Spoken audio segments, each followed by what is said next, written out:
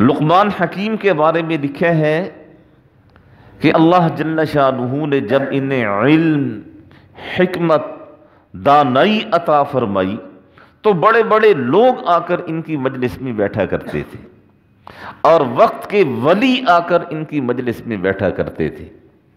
تو جس زمانے میں یہ لکڑیاں کاٹا کرتے تھے، اسی زمانے کا ان کا ایک دوست تھا۔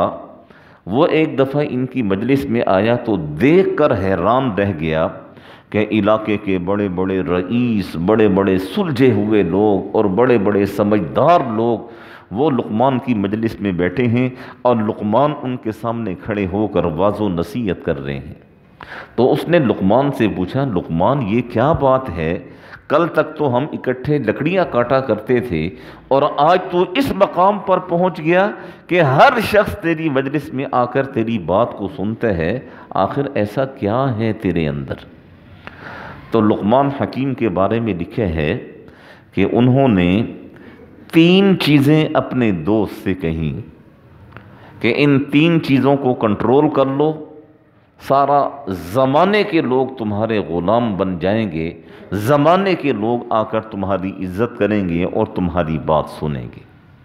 تو اس شخص نے پوچھا کہ وہ کون سی 3 چیزیں ہیں؟ تو لقمان حکیم نے کہا ایک تو زبان ہے، کہ اپنی زبان پر کنٹرول حاصل کر لو۔ زبان پر کنٹرول آ گیا تو یوں سمجھے کہ تم نے آدھے زمانے کو فتح کر دیا، دنیا کے آدھے لوگوں کو تم نے فتح کر دیا۔ اور دوسری چیز کہ انسان کا اپنی شرمگاہ پر کنٹرول ہو، اس کا حرام ناجائز استعمال نہ ہو۔ اور تیسری چیز، لوگوں سے کسی قسم کا طمع اور کسی قسم کی لالچ نہ ہو۔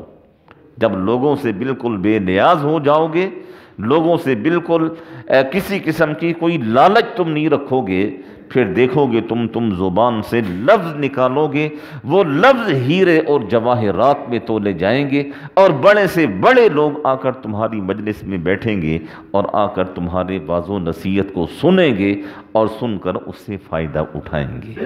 لقمان حکیم کہتے ہیں کہ میں نے ان 3 چیزوں پر بڑی سختی سے عمل کیا، زبان کی حفاظت، شرمگاہ کی حفاظت، اور اسی طریقے سے لوگوں سے کسی قسم کی لالچ، کسی قسم کی طمع، وہ کبھی خیال نہیں آیا میرے دل میں کہ فلاں شخص سے میں یہ فائدہ اٹھا لوں، فلاں سے میں یہ فائدہ اٹھا لوں۔ آج کوئی کسی کو کیا فائدہ دے سکتا ہے؟ کوئی انسان کسی کو کوئی فائدہ نہیں دے سکتا ہے۔ تو لقمان حکیم نے کہا ان 3 چیزوں پر عمل کرو، یہ مخلوق آپ کے قدموں میں آئے گی اور مخلوق آ کر آپ کی باتوں کو سنے گی۔